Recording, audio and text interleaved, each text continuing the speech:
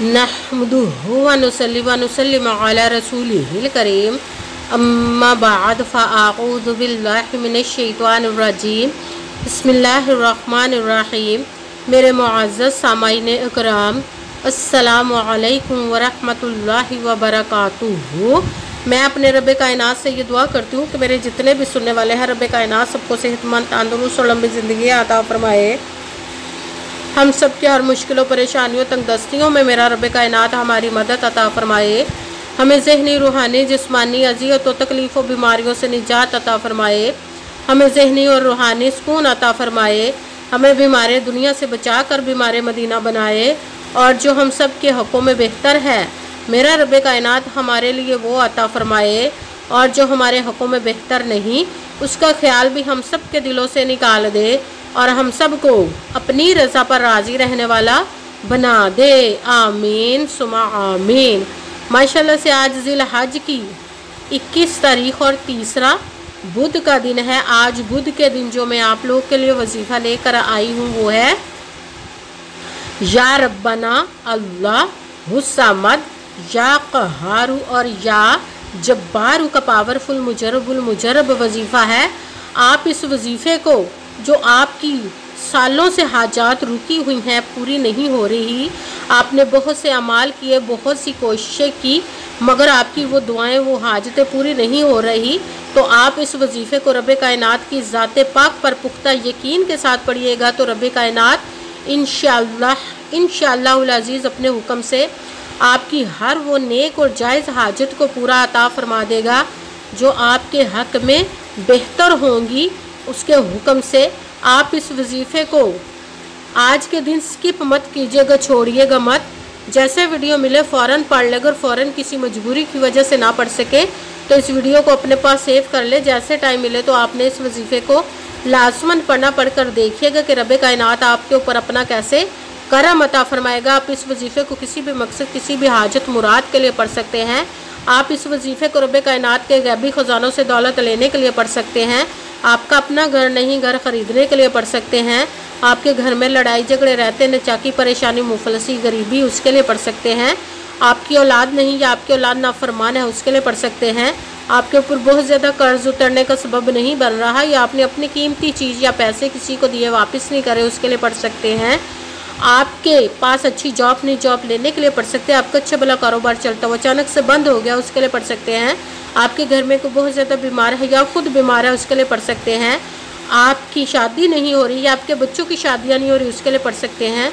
आपके घर में, आपकी ज़िंदगी में सुकून नहीं, आपके कारोबार में, दौलत में, रिज़्क़ में बरकत नहीं, उसके लिए पढ़ सकते हैं। आपके ऊपर जादू टूना, बंदिश, नज़र बद, हसद, कुछ भी, इसको ख़त्म करने के लिए पढ़ सकते हैं। मतलब किसी भी मकसद, किसी भी हाजत मुराद के लिए पढ़ सकते हैं। मगर जब पढ़ने लगे तो रब कायनात की ज़ात पाक पर यकीन कामिल रख के पढ़िएगा। कहते हैं कि यकीन कामिल होता है, पीर कामिल नहीं होता। और अच्छी नीयत रख के पढ़िएगा कि रब कायनात कुरान पाक में इरशाद फरमाता है इन्नमल अमालु बिन्नियात, कि जो अमलों का दारोमदार होता है वो नीयतों पर होता है। अगर हमारी नीयत अच्छी है तो हमारा अमल भी अच्छा होता है, और अगर हमारी नीयत ही अच्छी नहीं तो हमारा अमल भी अच्छा नहीं होता। चाहे हम जितनी मर्ज़ी मेहनत कर ले, जितनी मर्ज़ी कोशिश कर ले, हमें उसका फल, उसका अजर अच्छा नहीं मिलता। इसलिए अच्छी नीयत रख के, पुख्ता यकीन रख के और 5 वक्त की नमाज की पाबंदी लाजमा रखिएगा। फिर इस वजीफ़े को कीजिएगा। वजीफ़ा करते वक्त आपके दिलों में, जहनों में ऐसा वसवसा नहीं आना चाहिए कि हम ये अमल कर रहे हैं, पता नहीं हमारी मुराद पूरी हो या ना हो।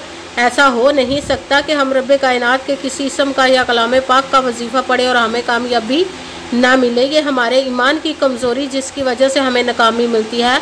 आपने सिर्फ अमल करना, उसका फल, उसका अजर देना उस ज़ाते पाक का काम है, क्योंकि उसकी दस्ते कुदरत से कोई चीज़ बाहर नहीं। उसके कुन कहने की देर और फ़याकून हो जाता है। आपने अमल करने के बाद उसके कुन का इंतज़ार करना है। इंशाअल्लाह अज़ीज़ उसके हुक्म से आपकी तकदीर के बंद ताले खुल जाएंगे, नसीब के सितारे चमक जाएंगे। आपकी ज़िंदगी में ऐसे ऐसे मोजज़े होंगे कि आप खुद देखकर हैरान रह जाएंगे। आपको कभी किसी चीज़ की कमी नहीं रहेगी इंशाअल्लाह अज़ीज़ उसके हुक्म से। अगर वीडियो अच्छी लगे तो इसको लाइक ज़रूर कीजिएगा और आगे भी शेयर कर दीजिएगा ताकि किसी दूसरे को हमारी वजह से फ़ायदा पहुँचे, तो हमारे लिए सदका जारिया बन जाए। जो नए हैं इस चैनल पर, इस चैनल को सब्सक्राइब कर लें, बेल आइकन को भी दबा लें ताकि मेरी अगली आने वाली वीडियो आप तक पहुंच सके। अगर कोई मुझसे किसी मसले के बारे में इस्तिहारा करवाना चाहते हो, किसी काम का हिसाब लगवाना चाहते हो, किसी काम के लिए वजीफ़े को पूछना चाहते हो, या कुरान पाक ऑनलाइन पढ़ना चाहते हैं, महफिल मिलादुन नबी के लिए बुलवाना चाहते हो, तो व्हाट्सअप का नंबर वीडियो पर चल रहा है, आप लोग मुझसे रब्ता कर सकते हैं। अगर मेरे भाई या बुज़ुर्ग मुझसे रब्ता करना चाहते हो तो व्हाट्सएप पर वॉइस मैसेज करके अपना मसला बता सकते हैं। अगर बहनें या माएँ मुझसे रब्ता करना चाहती हों तो व्हाट्सएप पर वॉइस कॉल करके मुझसे बात कर सकती हैं, अपना मसला बता सकती हैं। आपने वजीफ़ा करने से पहले कमेंट्स में अपना नाम, जहाँ पर रहते हो जगह का नाम और अल्लाह पाक का एक नाम ज़रूर लिखना है, ताकि मैं भी आप लोगों के लिए दुआ कर सकूँ और फिर वजीफ़े की भी आप लोगों को इजाज़त मिल जाएगी। आपने वजीफ़ा करने से पहले पूरी वीडियो को ध्यान के साथ सुन के समझ के फिर वजीफ़े को करना है। ऐसा ना हो वीडियो को स्किप कर करके छोड़ के सुने और फिर कोई बात रह जाए और आप वजीफ़ा करें, ठीक ना हो। आपने ना तो किसी अमल में कम करके पढ़ना, ना ज़्यादा बढ़ा कर पढ़ना है।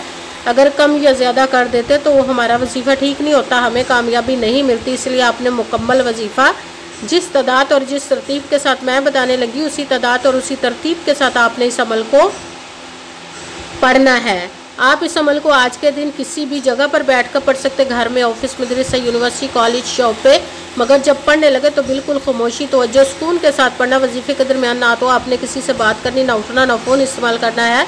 अगर हम वजीफ़े के दरमियान किसी से बात कर लेते या उठ जाते तो वो हमारा वजीफ़ा ठीक नहीं होता, हमें कामयाबी नहीं मिलती। इसलिए आपने मुकम्मल वजीफ़ा जिस तादाद और जिस तरतीब के साथ मैं बताने लगी, उसी तादाद और उसी तरतीब के साथ आपने इस अमल को पढ़ने के बाद, आपने पूरे वजीफ़े को पढ़ने के बाद किसी से बात करनी, उठना या कि फ़ोन इस्तेमाल करना है।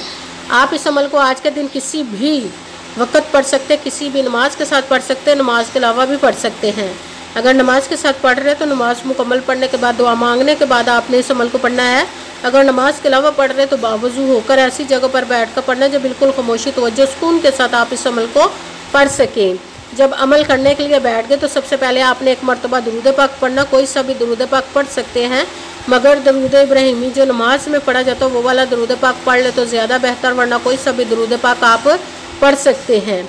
दुरूद पाक पढ़ने के बाद आपने एक मरतबा आऊज़ु बिल्लाहि मिनश शैतानिर रजीम बिस्मिल्लाहिर रहमानिर रहीम पढ़कर अपने मकसद की नियत कर लेनी, जिसके लिए आप इस अमल को पढ़ने लगे। फिर पहले नंबर पर जो आपने वजीफ़ा पढ़ना है वो है या रब्बना, या रब्बना, या रब्बना, या रब्बना, या रब्बना, या रब्बना। इसको आपने 11 मरतबा 11 टाइम पढ़ना। फिर साथ दूसरे नंबर पर जो वजीफ़ा पढ़ना है वो कुरान पाक की सूरत इखलास की एक आयत मुबारका का पढ़ना, वो है अल्लाहु समद, अल्लाहु समद, अल्लाहु समद, अल्लाहु समद, अल्लाहु समद, अल्लाहु समद, अल्लाहु समद। इसको आपने 33 मरतबा 33 टाइम पढ़ना। फिर साथ दूसरे नंबर पर जो वजीफ़ा पढ़ना है वो रब कायनात के 2 इसम मुबारक को मिलाकर पढ़ेंगे तो एक गिना जाएगा, वो है या क़हारू या जब्बारू, या क़हारू या जब्बारू, या क़हारू या जब्बारू, या क़हारू या जब्बारू, या क़हारू या जब्बारू, या क़हारू या जब्बारू। इसको भी आपने 11 मरतबा 11 टाइम पढ़ना है। सबसे पहले एक मरतबा दुरूद पाक पढ़ा, फिर एक मरतबा आऊज़ु बिल्लाहि मिनश शैतानिर रजीम बिस्मिल्लाहिर रहमानिर रहीम पढ़कर अपने मकसद की नियत कर लेनी, जिसके लिए आप इस अमल को पढ़ने लगे। फिर पहले नंबर पर जो आपने वजीफ़ा पढ़ना है वो है या रब्बना। इसको आपने 11 मरतबा 11 टाइम पढ़ना। फिर साथ दूसरे नंबर पर जो वजीफ़ा पढ़ना है वो है कुरान पाक की सूरत इखलास की एक आयत मुबारका का, वो है अल्लाहु समद। इसको आपने 33 मरतबा 33 टाइम पढ़ना। भी साथ ही तीसरे नंबर पर जो आपने वजीफ़ा पढ़ना है वो रब कायनात के 2 इसम मुबारक को मिलाकर पढ़ेंगे तो एक गिना जाएगा, वो है या क़हारू या जब्बारू। इसको आपने 11 मरतबा 11 टाइम पढ़ना। फिर वही दुरूद पाक पढ़ना जो दुरूद पाक आपने वजीफ़ा शुरू करने से पहले पढ़ा था। जब दुरूद पाक पढ़ लिया, अब आपका वजीफ़ा मुकम्मल हो गया। अब आपने दोनों हाथों को रब कायनात की बारगाह अक़दस में बुलंद कर लेना है। सबसे पहले अपने गुनाहों की बख्शिश की दुआ मांगने, फिर जिस मकसद जिस हाजत के लिए आपने इस अमल को किया उसकी खूब दुआ कीजिएगा और दुआओं में मुझे भी याद रखिएगा, मेरे लिए भी दुआ कीजिएगा। जज़ाकल्लाहु खैरा। जिस मकसद जिस हाजत के लिए आपने इस अमल को किया, रब कायनात अपने हुक्म से, अपने प्यारे महबूब के सदका से, अपने कलाम पाक और इसमें मुबारक के सदके आपकी तमाम नेक और जायज़ हाजात को कबूल मंजूर अता फरमाए इंशाअल्लाह वल अज़ीज़ अपने हुक्म से। आमीन सुमा आमीन। अस्सलामु अलैकुम व रहमतुल्लाहि व बरकातुहू।